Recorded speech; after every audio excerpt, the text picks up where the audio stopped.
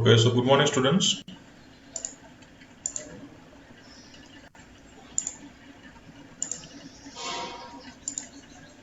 Am I audible? Yes, sir. Okay. Okay, so in the last class, we have discussed about the divergence theorem and the Stokes theorem. Okay, so divergence theorem was related to the divergence of a vector, and Stokes theorem was related to the curl of a vector.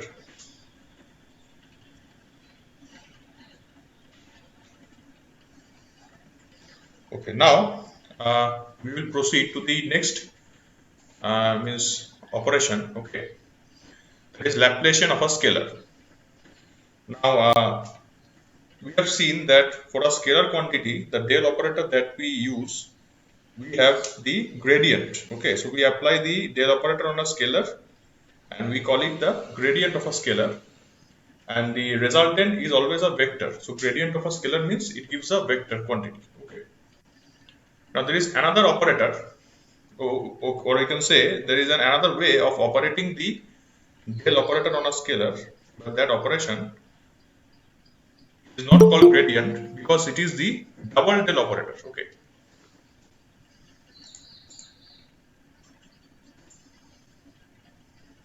Okay, it is called the double del operator.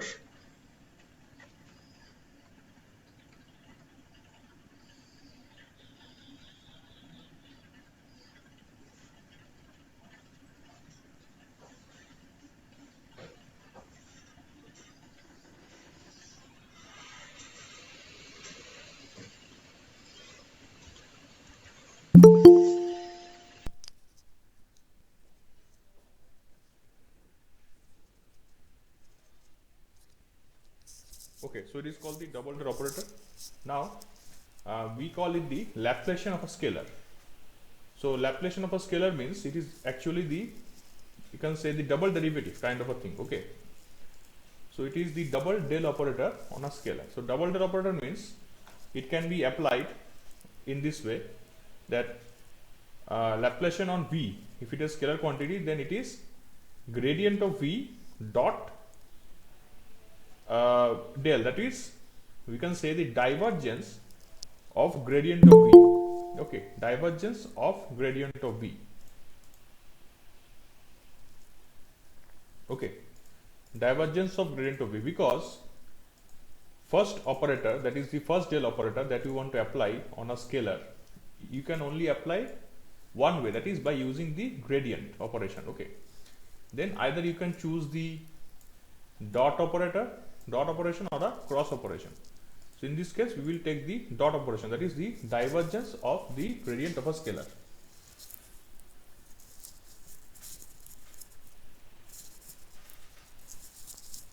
Okay, so how to execute it? So quite easy, because we know that del operator is represented like this, and gradient of V is nothing but del operator, where V is written in this portion or in this gap. So just write V. So this is the gradient of V. Now this is del operator, this is simple del operator, this one. Okay, you can see this is empty. So this is simple del operator dot gradient of V. So then you have to do the dot product. So after dot product, you can see it becomes a scalar. So dot product means it is a scalar. So Laplacian on a scalar is now a scalar. Okay, it is one operation. Similarly, it can be represented for both cylindrical coordinate system and Cartesian coordinate system, because the del operator, as we know, the del operator are different for different coordinate systems. Okay, that you can execute.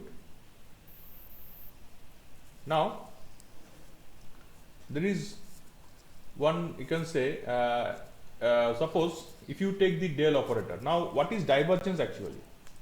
Divergence, as we have seen, the divergence means that if you have a point, okay, that means the volume integral around the surface, okay, sorry, the surface integral across a divided by per unit volume, where the volume swings to 0. That means from that particular point the vectors are coming out. Okay, that is called divergence. Okay, so over here what we are doing, you are actually finding the divergence of gradient. Now gradient, what was gradient? If you can remember, gradient was nothing but from one point to another point. Okay, when you are jumping, you are taking the shortest path, that is the maximum space rate of increase of the scalar quantity, that is dv by dn is equals to gradient of v. Okay, that was gradient. Now you take the gradient, you have a gradient with you, and you put that gradient in a point, and you see the vectors are coming out. Then you call the gradient has divergence. That means gradient applied in a divergence method. So that is why you are getting the divergence of a gradient. Okay, that is the physical significance. All right. Someone has entered. Okay. Now if you see that you take the gradient on a scalar, that is a vector, you get one gradient, and you do the divergence, you see that that is 0. So that is the Laplacian on a scalar is 0. That means del dot gradient of v. The divergence of gradient of v is 0.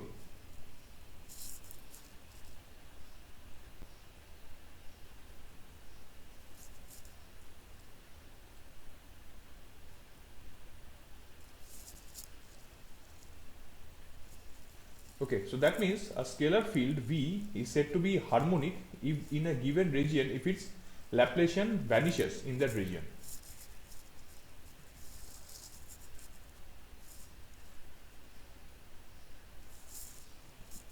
Okay, that means if the Laplacian of a scalar vanishes, then that scalar field is said to be a harmonic field. Okay, that means the Laplacian vanishes. That means there is no Laplacian. That means divergence is 0 means, you forget about this. Divergence 0 means, if I remove this part,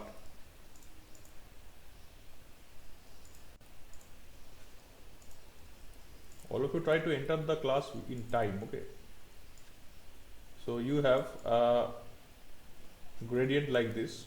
Okay, and you apply into a field, and you see the divergence is 0. That means the vectors are not converging or diverging. The vectors are going out. That means the divergence of that particular vector field is or divergence of the particular scalar is 0.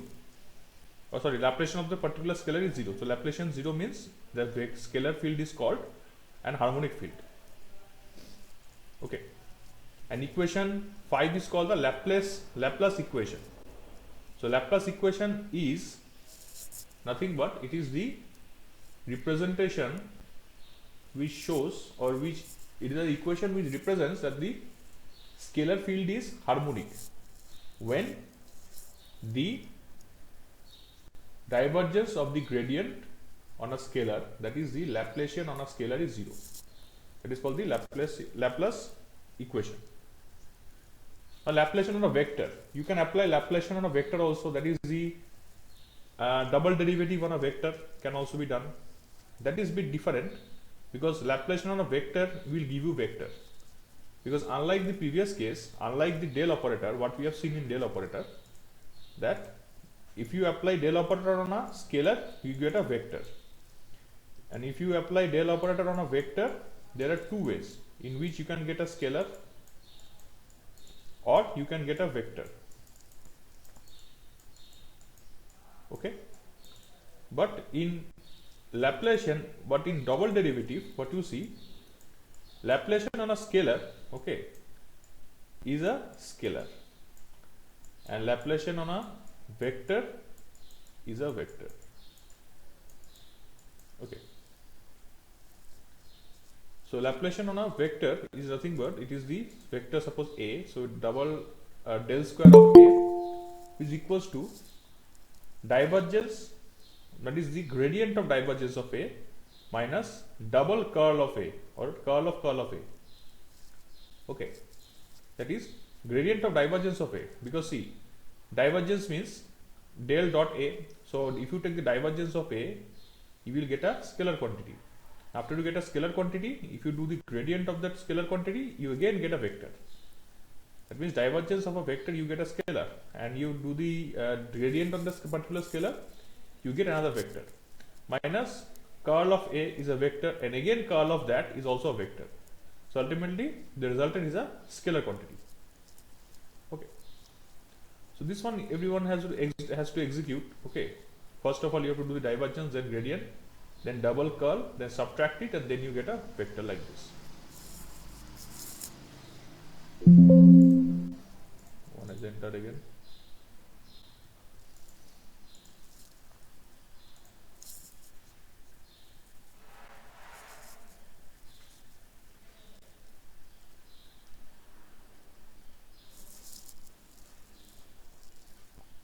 Now classification of vector fields.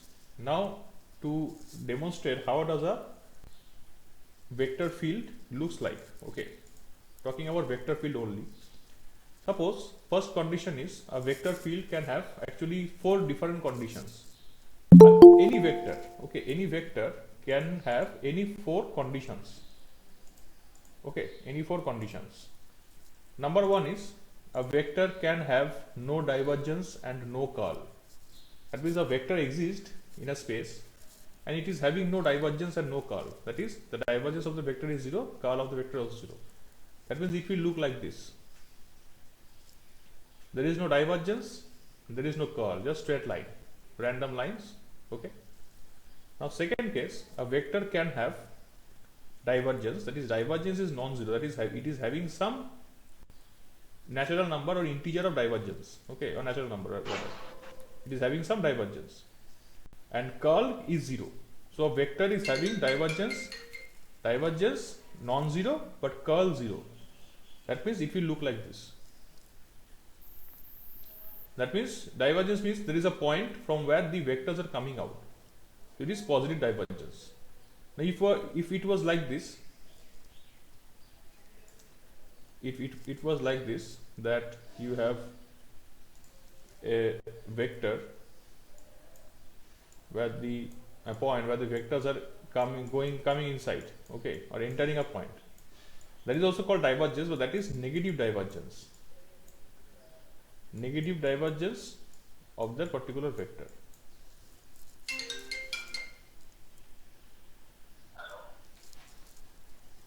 Hello.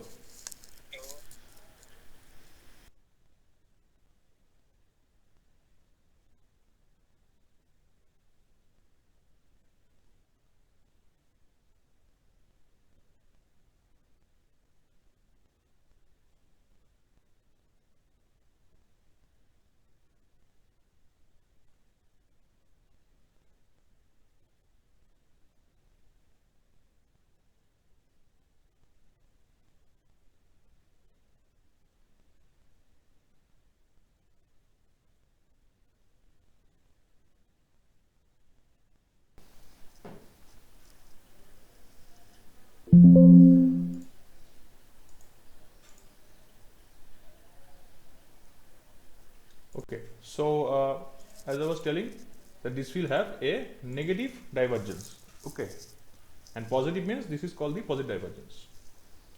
Now if you have a vector whose divergence is 0 but having a curl, so curl means what? Curl means it will rotate. Curl means it will rotate. So vector is rotating, that means it is curl. Please excuse me for a few minutes.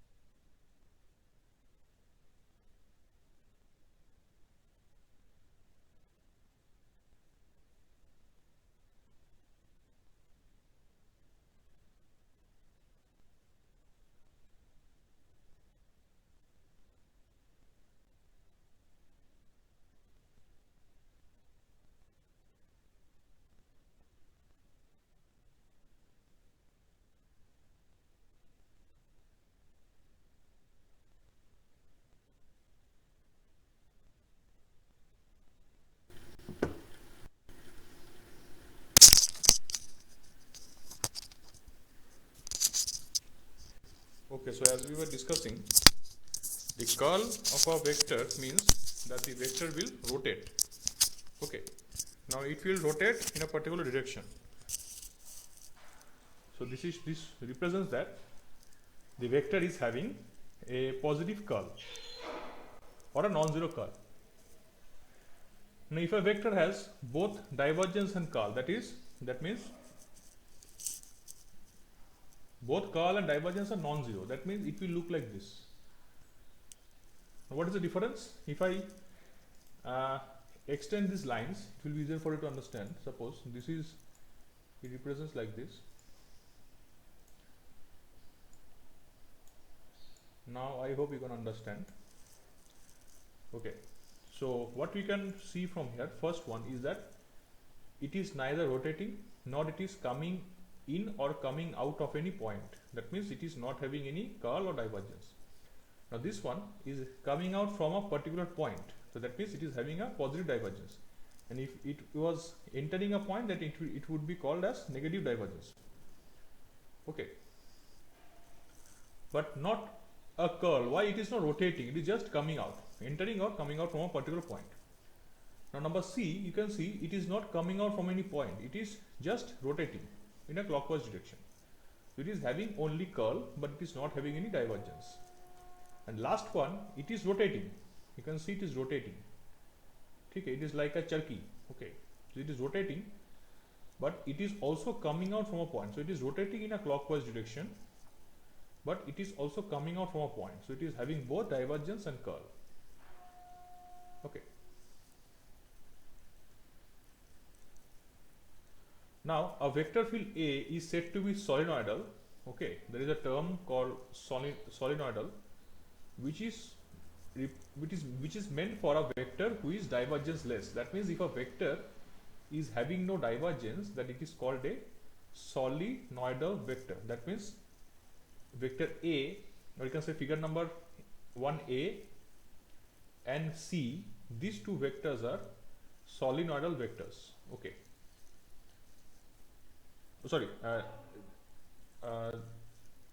This one C is a solenoidal vector. Yes, A is also solenoidal vector. Wait, divergence, yes, divergence-less. So it is not diverging. There is no divergence. So these two vectors having no divergence, so they are the solenoidal vectors.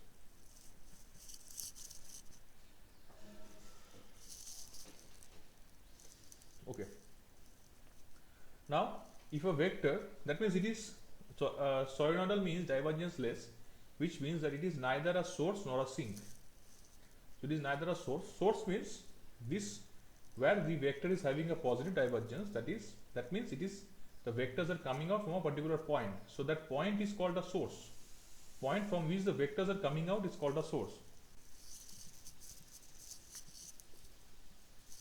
And if the vector is having negative divergence like this, that means the vectors are entering a point.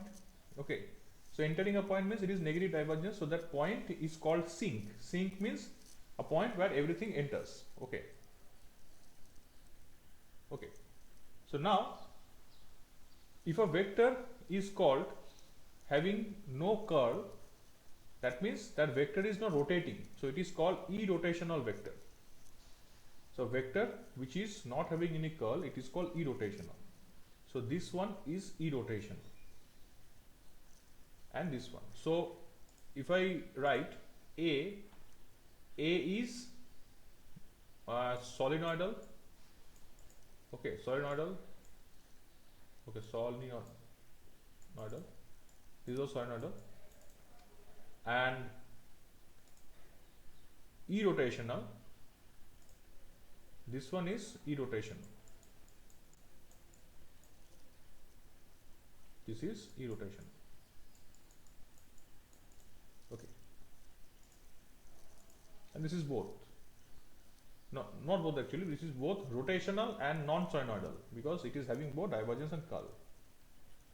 Okay. Now, talking about the first part where we see that there is a solenoidal, that is a vector is solenoidal. So which means that it is divergence is 0. Okay. Now, if you apply divergence theorem on a vector who is having no divergence, That means if you apply a divergence theorem on a vector who is having no divergence, it means that if you divergence theorem means what? You transform the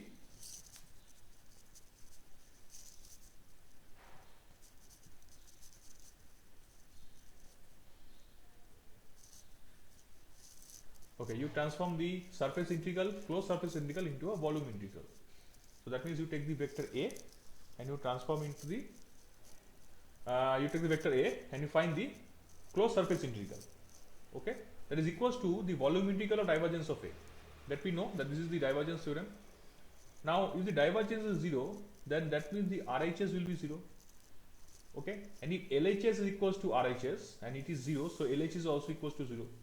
That means if divergence of a vector A is 0, that means the closed surface integral of the vector A is also 0. The closed surface integral of A is also 0. Okay, which means that the closed surface integral of A is 0, which can also be represented like this, that this is a conclusion. This is a conclusion that if the divergence of a vector is 0, it concludes that the closed surface integral of the vector will also be 0. And we can assume that the vector A, if you perform the curl operation on that vector, you will get a curl. Now it is not always necessary, because if a vector is solenoidal, okay, it can be irrotational also. Why? Because we have seen in this example that a solenoidal vector which is divergenceless is also having no curl. But we will assume that a vector who is not having divergence may have a curl, and that is f equals to curl of that vector. Now coming to the second part, if the vector is irrotational, that is a curl free vector, okay, so now what we can do, we can apply Stokes theorem. What we will do, we will apply Stokes theorem on the vector who is having no curl. So Stokes theorem means the transformation of a surface integral to a line integral. So the surface integral of curl of vector A is equals to closed line integral of the vector A. Now if curl of A left hand side is 0, so RHS will also be 0. Okay, so RHS will also be 0. That means the vector who is not having any curl, there won't be any closed line integral also, because it is obvious, you can see from this also. If it is not having any curl, so how can you plot the closed line integral, isn't it? Because it is possible for this case, you can plot a closed line integral like this. But in this case, it is not possible to have closed line integral both for A and B. Why? Because they are irrotational, they are not rotating. So you are not able to plot a closed line integral. Okay. So that is why it is equals to 0. Okay. So that is so thus an irrotational field A, the circulation of A around the closed path is identically 0. This implies that the line integral of A is independent of the closed path. Okay. That means the line integral is independent of the closed path. Okay. So if you take the closed line integral, then it is 0. Okay. But if you take the line integral, that is not dependent upon the closed path. Oh, sorry, chosen path. Sorry, the line integral of A is independent of the chosen path, which means this you will see in other example also, where you will be studying the potential part. Okay, next electrostatic field chapter is there. I will start tomorrow. You will see that suppose you have a point A and B, okay, and you travel from A and B like this. You have a variation in potential V1 to V2. But if you travel in a different path, then also the variation will be V1 to V2. So the line integral is independent of the chosen path. If you take path number A1, then also you will get the same result. If you take path number 2, then also you will get the same result. So line integration is not dependent upon the chosen path. Okay. So irrotational field is also called conservative field. In general, the field of gradient V is purely irrotational, since now this is one point to be noted, because this is additional. This part is additional. This is not subjected to what we are discussing. This was our discussion, because from equation 10 we will jump to this equation. Okay, but in between there is some information. This information is regarding a condition where you have a scalar field A. Okay, you have a scalar A. Now what we have concluded, that if the curl of A is 0, that means A is conservative or irrotational. Okay, that means curl of a vector is 0. It can happen. Now if you have a scalar V, if you take the gradient of the scalar del V, then it is a vector. If you after getting that vector from a scalar, that means after transforming a scalar into a vector by performing the gradient operation, so if you want to say that is that vector rotational, no, because if you have any scalar field or any scalar V or A, X, Y, Z, whatever, if you have a scalar, if you want to convert it into a vector by applying the gradient, then it is never a rotational vector. Why? Because if you get a vector after gradient and if you perform the curl, then you will always get 0.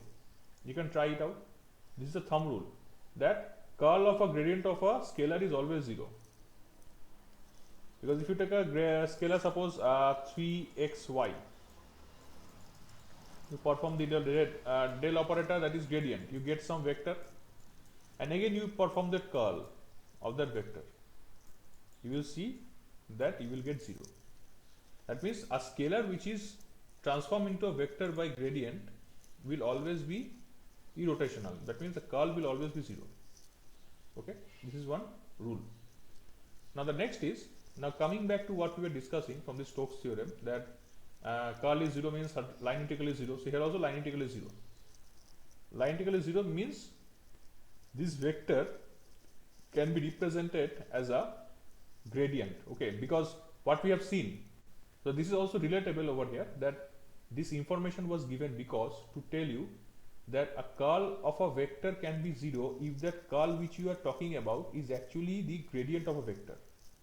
मान लो कि vector है हमारे पास f, when we perform the curl of that f we get 0. That means the vector is not rotating. Suppose this vector, it is not rotating, it is divergence, it is having some divergence, but it may happen that this vector is not rotating because this vector was not a natural vector. It was created from a scalar by applying the gradient. By applying the gradient, they have created the vector, then you perform the curl and you say that it is 0, because it will always be 0. That means if the curl of a vector is 0, that means that vector is actually created from a scalar. So that is why it is written as A equals to gradient of V or minus gradient of V. Okay, so V is the scalar from which the vector is created. So there is one Helmholtz theorem. So Helmholtz theorem is there. So Helmholtz theorem is related to this particular, you can say, rule.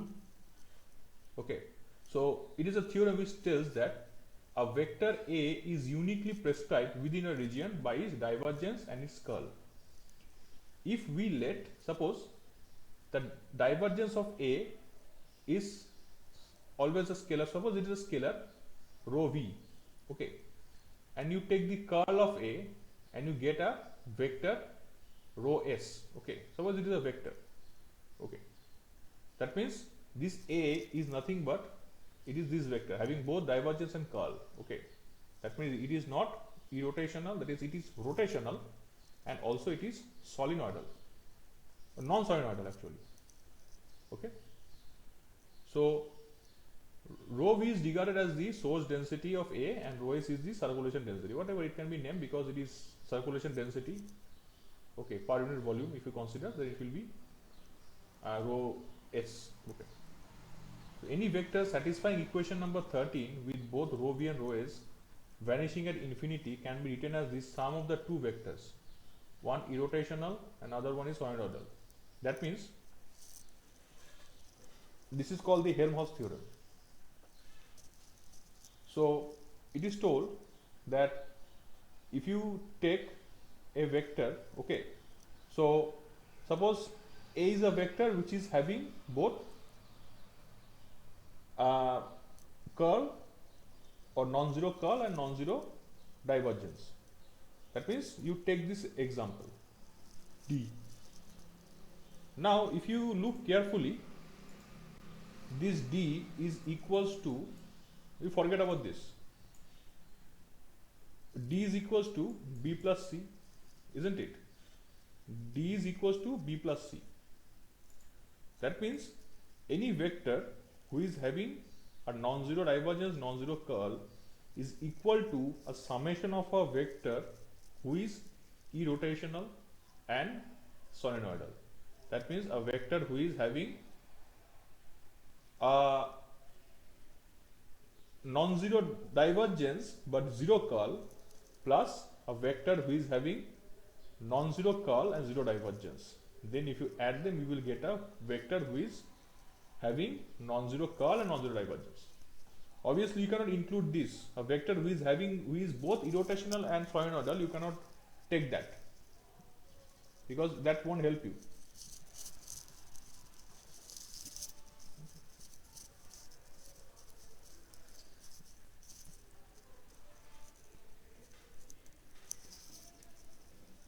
Okay, understood my point?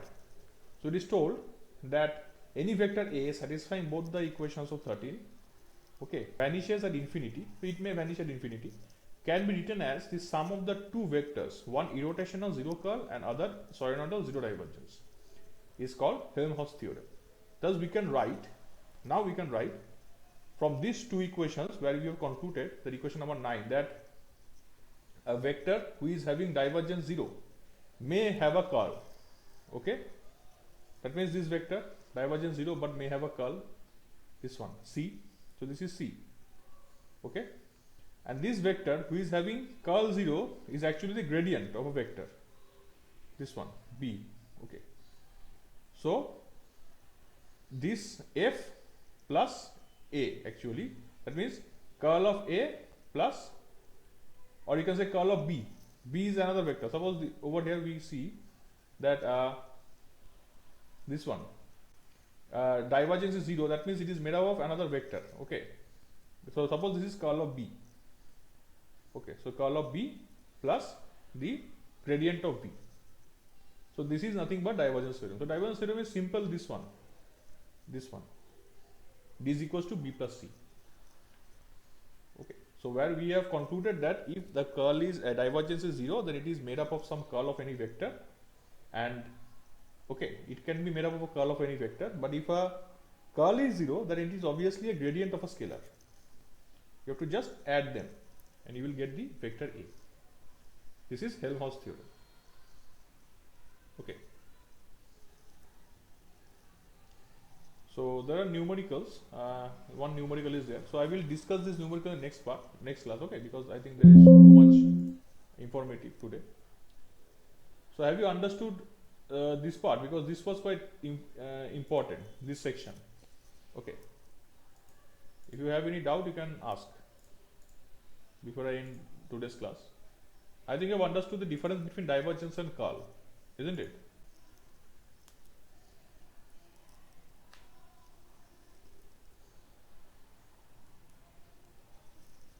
Hello, am I audible? Yes, sir. Okay, so do one thing. I will upload my lecture in the Google, sorry, not in Google, in the YouTube channel. Okay, I hope you have the link of the YouTube channel with you. Okay, so you know the YouTube channel, isn't it? You know the link. Yes, sir. Yes, sir. Okay, so I will upload the video of today and last class also. Okay, and then if you think that you need to revisit that, okay, it will help you, then obviously you can visit that. Okay. Okay, so then thank you, students. So I'm ending my class today up to here. Okay. Thank you, sir.